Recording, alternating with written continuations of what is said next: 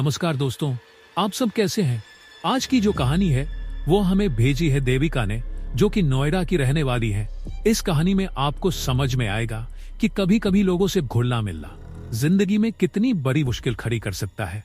लेकिन उससे पहले अगर आप हमारे चैनल पर नए हैं तो चैनल को सब्सक्राइब कीजिए और बेल आइकॉन दबाइए, ताकि जैसे ही नया वीडियो अपलोड हो उसकी नोटिफिकेशन सबसे पहले आपको मिले। और अगर आपके साथ भी कभी कोई पैरानॉर्मल घटना हुई है तो हमने डिस्क्रिप्शन बॉक्स में अपना ईमेल आईडी दिया है, वहाँ आप हमें अपनी कहानी 2005 की है और हमारी देविका ने मुझे संपर्क करेगी। उस वक्त उनका परिवार नोएडा में एक नया फ्लैट खरीदकर शिफ्ट हुआ था। घर देखते ही सबको लगा ये तो सपनों का घर है, सस्ता भी और देखने में बहुत फैंसी भी।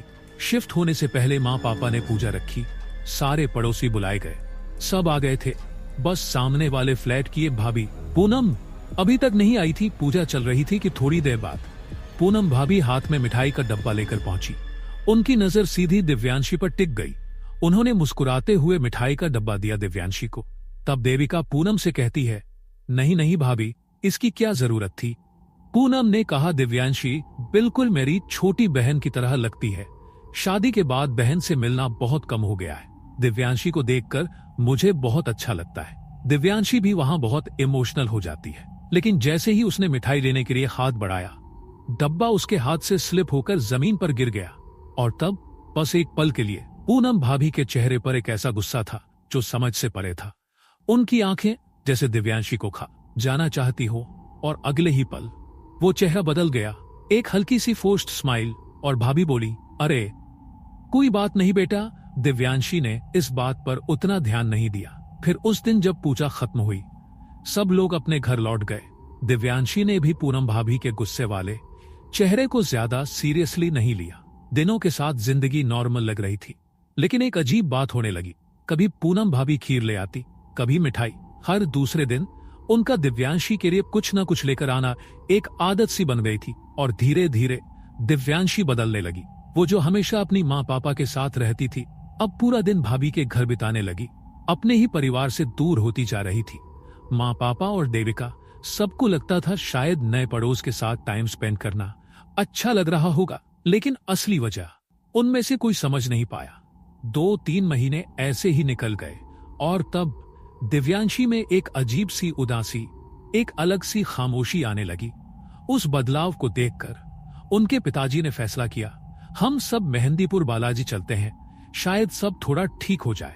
और फिर एक दिन पूरा परिवार सफर पर निकल पड़ा। वहां मंदिर घूमे, दर्शन किए और अगले ही दिन घर वापस लौट आए। लेकिन उन्हें पता नहीं था कि असली कहानी अब शुरू होने वाली थी। मेहंदीपुर बालाजी से वापस आने के बाद सब लोग थक चुके थे। रात भर के सफर के बाद सुबह तक सबने सोचा कि थोड़ा आराम कर ले। दिव्यांशी भी अपने कमरे में सो गई थी। लेकिन अगले दिन सुबह के 8-9 बज गए, पर वो उठी ही नहीं। उनके पिताजी ने सोचा जाकर देखते हैं। जैसे ही उन्होंने दरवाजा खोला, सामने का मंजर देखकर उनके पांव जम गए। दिव्यांशी दीवार की तरफ मुंह करके खुद ही कुछ बातें कर रही थी। उसकी आवाज एकदम धीमी और अजीब सी थी। पिताजी संभल कर उसके पास गए, और तभी एक झटके से दिव्यांशी पलट गई सीधे उनकी तरफ। उसके चेहरे पर एक अजीब सी मुस्कान थी, और उसने एक भयावह आवाज में कहा, मैं उठ गई हूं पापा, मैं उठ गई हूं। उनकी रूह तक कांप गई। बुरी तरह घबराकर वो तुरंत बाहर आ गए और जाकर मां को सब बताया। उन्होंने कहा, पता नहीं क्या हो गया है, हम तो बालाजी से होकर आए हैं, फिर भी लगता है दिव्यांशी पर कोई ऊपरी हवा है। मां ने सोचा शायद थोड़ा भभूत लगा देने से कुछ राहत मिल जाए। वो डब्बे में भभूत लेकर दिव्यांशी के कमरे में गई, लेकिन जैसे ही अंदर पहुंची, सामने का दृश्य देखकर उनका खून जम गया। दिव्यांशी दीवार की तरफ सर झुकाकर बैठी थी, और जैसे ही मां उसके पास गईं, दिव्यांशी ने अचानक अपनी मां का हाथ पकड़ लिया। उसने इतना जोर से दबाया कि उंगलियों के निशान छप गए, और उसकी आवाज एकदम बदल गई, तू मुझे भगाएगी, तू मुझे भगाएगी, दम है तो निकाल कर दिखा। देविका ने मुझे बताया कि विक्रम भैया, ऐसा लगा जैसे दिव्यांशी अपनी ही मां का हाथ तोड़ देना चाहती थी। मां को समझ आ गया कि ये बिल्कुल सामान्य बात नहीं है। उन्होंने इधर उधर पूछकर एक पंडित बुलाया। पंडित जी घर आए और जैसे ही दिव्यांशी के कमरे में दाखिल हुए, दिव्यांशी ने उनकी तरफ देखा और एक डरावनी हंसी के साथ बोली, हूँ, तू निकालेगा मुझे? दम है तुझमें? या तू भी इसके साथ वही करना चाहता है जैसे शालू के साथ किया था? ये सुनते ही पंडित का चेहरा सफेद पड़ गया। देविका ने मुझे बताया, विक्रम भैया, उस पंडित ने कभी एक लड़की पर उतारा करने के बहाने कुछ गलत किया था और उस एंटिटी ने वही राज सबके सामने खोल दिया। पंडित तुरंत वहां से भाग गया बिना एक शब्द कहे।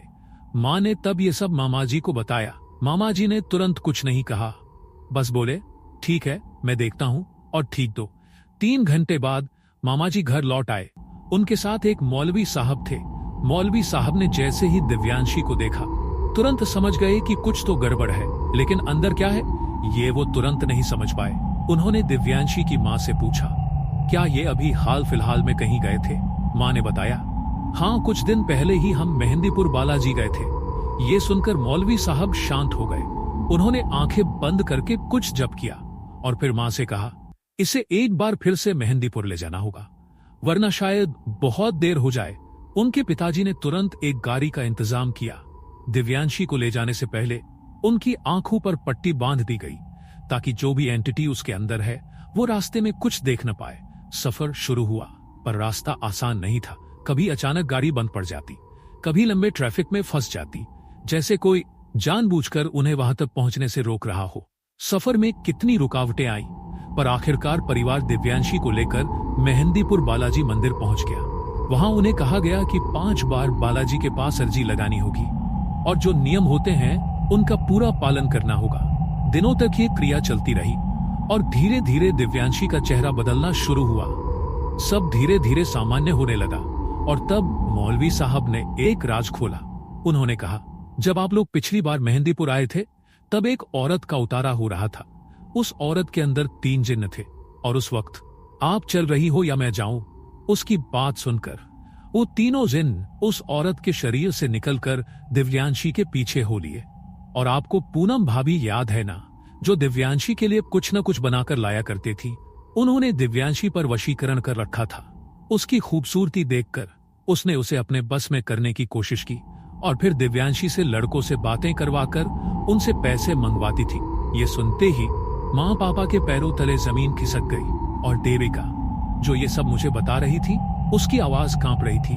देविका ने मुझसे कहा, कृपया भैया अपने सब्सक्राइबर्स से कहना कि कभी किसी का दिया हुआ न खाए और अगर मेहंदीपुर जाए तो उसके नियमों का पूरा ख्याल रखे। दोस्तों, ये थी आज की कहानी। अब एंड में हम बस आपसे एक ही गुजारिश करना चाहेंगे, अपना ख्याल रखिए और अपने करीबी लोगों का भी ध्यान रखिए। याद रखिए, किसी का दिया हुआ बिना सोचे समझे कभी न खाइए। और अगर आपके साथ भी कभी कोई पैरानॉर्मल एक्टिविटी हुई है और आप चाहते हैं कि वो कहानी दुनिया के सामने आए, तो नीचे डिस्क्रिप्शन में हमारा ईमेल आईडी दिया गया है। वहां आप अपनी कहानी हमें भेज सकते हैं और हमारी टीम आपसे कांटेक्ट करेगी।